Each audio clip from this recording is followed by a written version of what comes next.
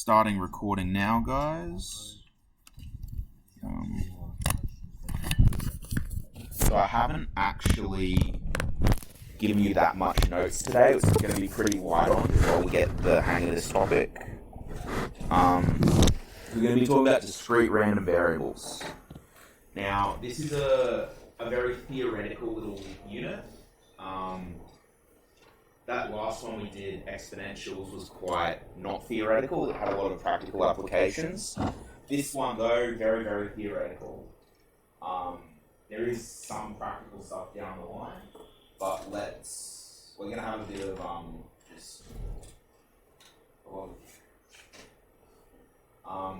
so, I've just put the stuff from the syllabus here. What you need to be able to do is understand what a discrete random variable is and what a probability function is, determine estimates, recognize what a uniform discrete random variable is, examine non-uniform, recognize expected value. We're going to spend a lot of time on this one, expected value. Variance and standard deviation, we'll spend a bit of time on that one, and use them to solve practical problems. So those first 4 dot points are basically just setting up how to do these last 3, I guess. So we're going to probably, we're mostly focusing on dot point 1 today. Next lesson we'll probably do the next 3, and then these 3 we'll probably do over 2 lessons or so. Okay, so this is the final unit for topic, this is the final topic for unit 2. So you're almost halfway done with all the learning you ever have to do in that method. So we're going to be looking at probability or particular applications of it. We're going to be looking at modeling the outcomes of random trials. So the particular trials are talking about discrete random. So you need to know what these mean. If something is discrete, if it can only take on integer values. So rolling a dice. Flipping a coin. It in itself isn't an integer value, but you can count how many heads you get when you flip a coin. That's then an integer value. It can either be one or the other. Something that isn't discrete would be like if you measured people's heights. Because even though we say, oh, I'm 182 centimeters tall, I'm not really, am I? I might be 182.53. Measuring the speed of a car, discrete or not? No. Because it doesn't go up in only whole number increments. We're going to do a little bit more on that in a little bit. And then a random variable means that you get it from a random trial. So if I picked your names out of the hat to pick someone to answer the question, that would be a random variable because everyone has an even chance, assuming I haven't rigged it somehow. But that would be random. If I just stand up here and be like, Ryan, it's not random anymore because I picked Ryan for a reason. Now it's awkward because I picked you for a reason. Okay, so those are the 2 things to keep in mind. The trial itself has to be random. There can't be bias in the trial. And the results have to be discrete. Okay? So let's consider flipping a coin 2 times. These are the possible outcomes. And what's important is we're going to call X, our outcome, is how many heads we get. So our discrete random variable X records how many heads we got. So we have the option of X being 2, you got heads, heads. X is 1, heads, tails. X is 1, tails, heads. Or X is 0, tails, tails. So X is measuring something about our experiment, is the thing I want you to take away from that. In this case, it's measuring how many heads we got. World's most boring experiment, I'll grant you that, flipping a coin. But it's helpful to help, it's good to help you understand. So is this random? Flipping a coin is about as random as it gets. There's no bias inherent to that. Is it discrete? The only outcomes I can have is 0, 1, or 2. I can either have 2 heads, 1 head, no heads. It's discrete. Only takes on integer values. Oh, put them on the side. In the history of people flipping coins, I've never heard of anyone having a coin land on its side. Okay, so is it random? Yes. Is it discrete? Yes. Okay, so let's go through these 6 and talk about if they are discrete random variables. So Bree selects students from the class for a sports team. Is that discrete random? Why not? Well, she selects the people. Yeah, it's not random. Would that be discrete? Yeah, like she can only choose a certain number of people. You might measure, Bree chooses a random team of people, measure how many girls she chooses or something, and that would be your discrete variable, but it's definitely not random. So, no to that one. Rolling 5 dice together, recording the total. Discrete random? Yep. It's discrete because can you have a non-integer answer? Right. What's the lowest answer you could possibly get? Well, if you're adding the 5 dice together, it'd be 5. Could you get 5.3? No. Could you get 6? Yeah, you could get 6. Yeah, you could get 6. You could get 4 1s and a 2. And then you could get every number between 5 and, what would the highest be? 5 to 30. But you couldn't get any decimal answers. It would be 5, 6, 7, 8, 9, 10, all the way through to 30. So this one would be discrete and it would be random. Oh yeah, that's the other thing. It would be random because you're just rolling the dice. There's no bias in the dice, unless you're cheating. Which, why would you? Okay, recording the colours of cars in a car park. Is that discrete? Yes. You probably have to define it a little bit more, like count the number of red cars or something. It's discrete. Is that random? Sort of. Yeah, it's a bit hairy, that one, isn't it? Maybe. Maybe. I would say it is, like, as long as you chose, like, a random car park. Like, if you chose the staff car park, that's not really random, because you already know what cars the teachers drive. So that's not going to change day to day. But if you just went to the shopping centre and recorded throughout the day how many red cars there were, that would be discrete random. So I'm going to say yeah, assuming you did it right. Okay, picking 10 random students and recording how many 15-year-olds were chosen. Is that discrete? Yeah. Can you have half a 15-year-old? I'm sure it depends. Aside from dismemberment, no. So you can either have 0 15-year-olds, 1, 2, 3, all the way through to 10. You might randomly pick 10 15-year-olds. Is that a random selection? Especially considering I just used the word random to describe it. Yes, it is. So that one's a random discrete.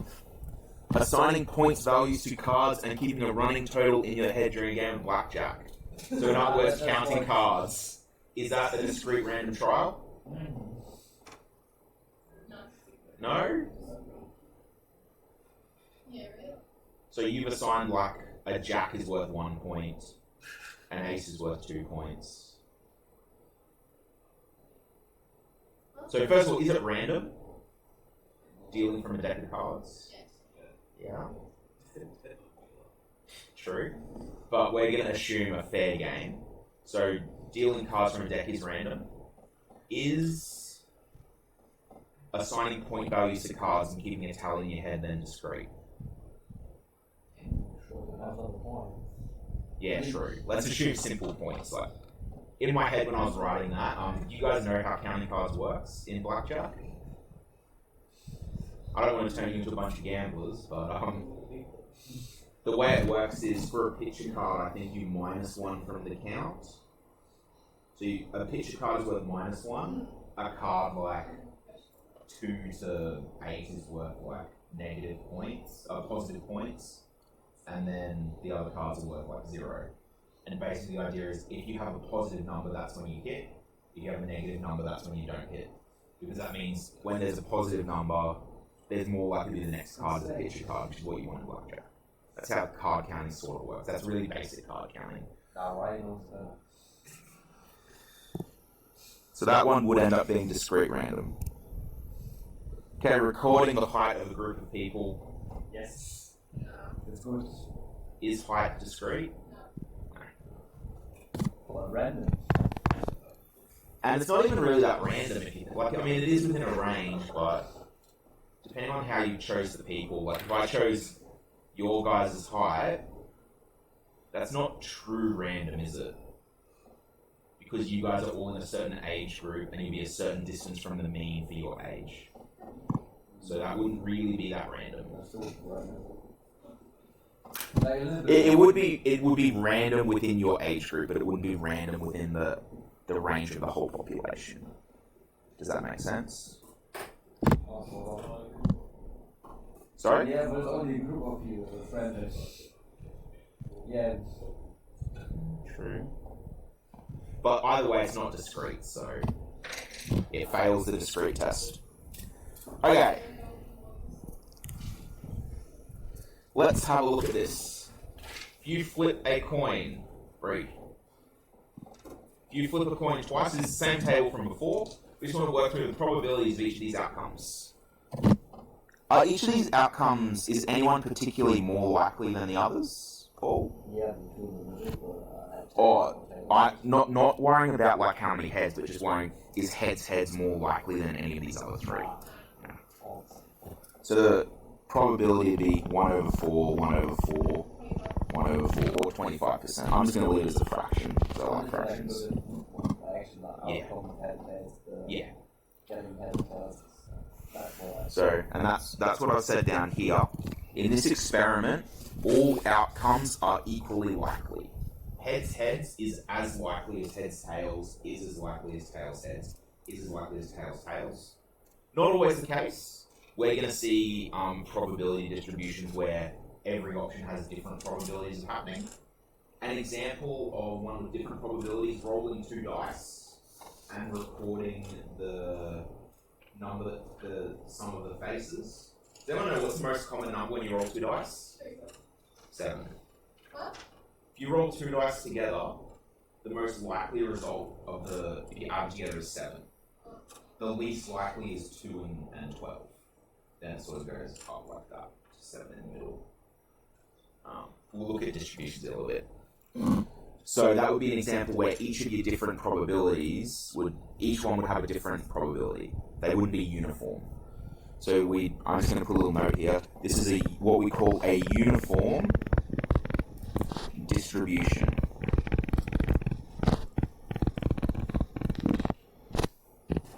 Okay, and if we have a look,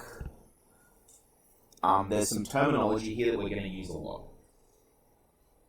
You're going to get very used to seeing this probability of x equaling x. What I mean by that is x is, in this case, how many heads I have.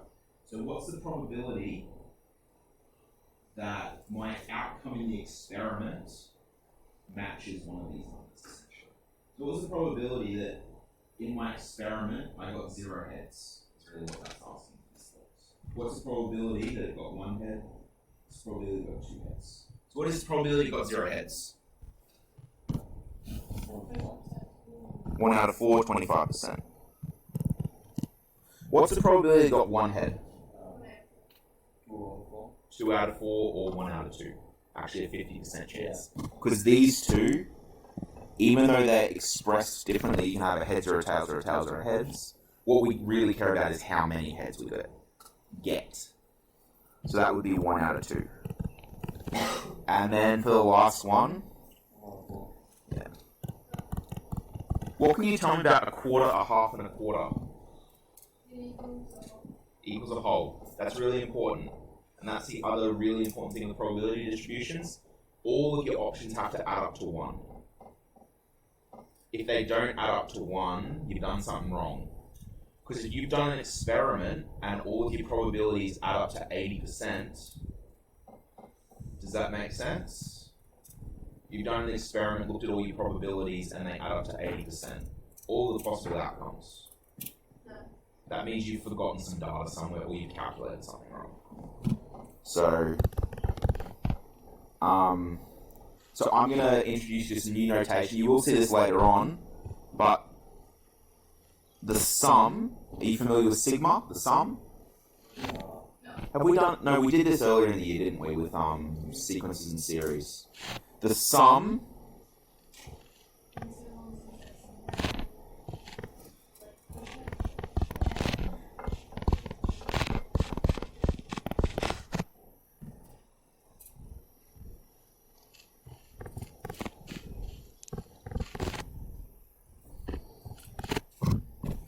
So if you add up all the values of this from 0 to x, so in this case 0 to 2, they have to add up to 1. Have to. They can't not. If they don't, then you don't have a discrete probability distribution. It's one of the really important rules.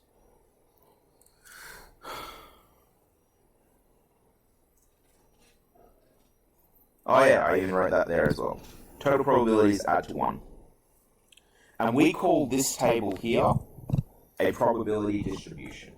It just shows us how our different options are sort of how likely each one is, I guess.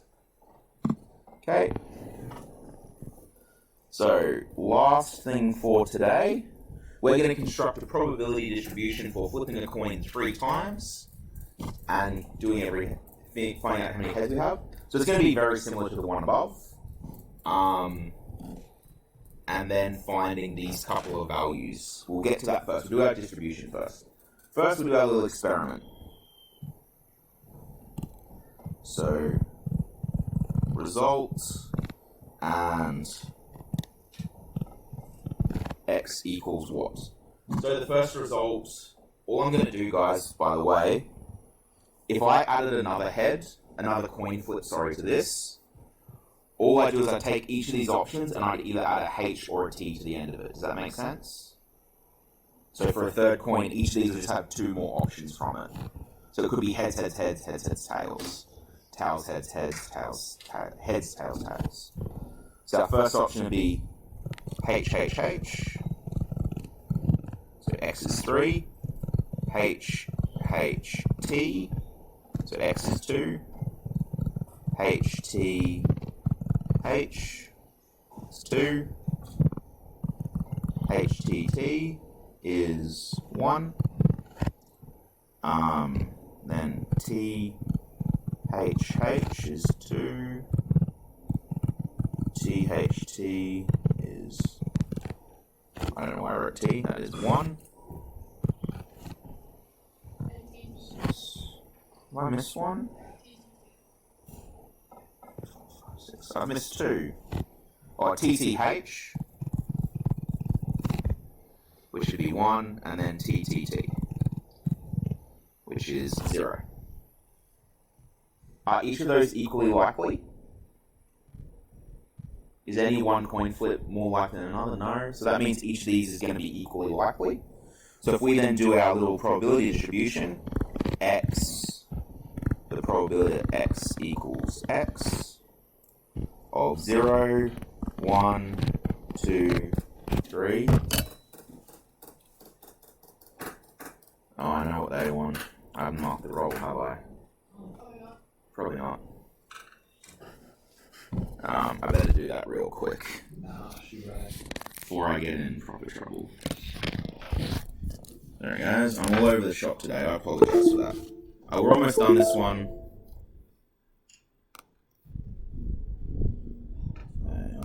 Let's just mark this roll really quick.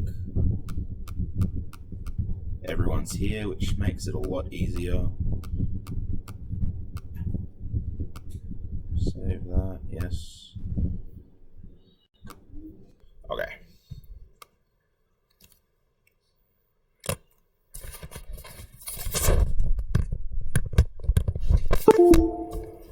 Righto. How many ways? Oh, wait, how many different outcomes did I come up with? Oh, and it disconnected, didn't it? Why wouldn't it? How many different ways did we come up with? How many different ways did we come up that three coin tosses could go? How many different unique answers are there? 8. So that means each one has a probability of 1/8. how many ways could we get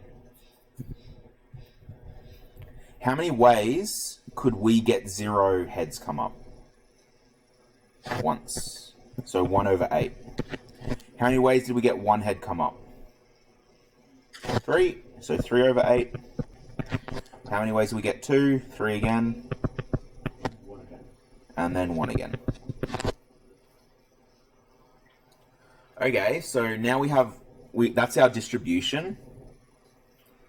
We're not going to do this today, but just for argument's sake, just note, if you graphed that as a histogram, it would look like this. Something like that. The probability of getting 0, 1, 2, 3, looks something like that. We're not going to worry about that today, though. Okay, rightio. Lost my train of thought. Okay, so we've got to find what's the probability that x is equal to 2, x is greater than 0, and x is not equal to 3. So the probability that x is equal to 2. Can anyone tell me what is the probability that x is equal to 2?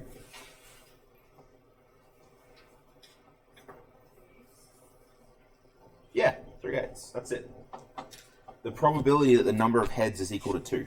That's all that means. Is 3/8. You could write that as a percentage if you want. Don't really need to. Fraction's fine. Okay. What's the probability that x is greater than 0? That's a bit different, isn't it?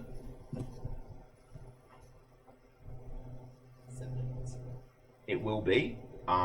I am going to show you a little bit extra working out for this one, and the reason why will make sense once we do some more practice problems. The probability that x is greater than 0 is really the probability that x is equal to 1 plus the probability that x is equal to 2 plus the probability that x is equal to 3. Make sense? And that's 3/8 plus 3/8 plus 1/8.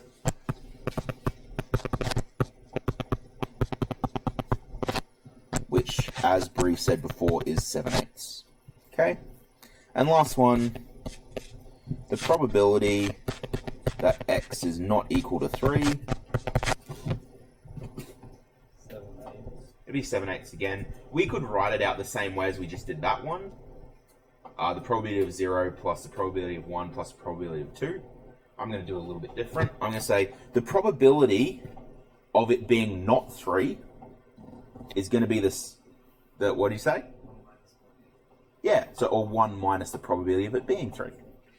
1 minus the probability that x equals 3, which, as you said, is 1 minus 1/8, which is 7/8. That makes sense, guys? Yeah, not too bad so far, I'm hoping.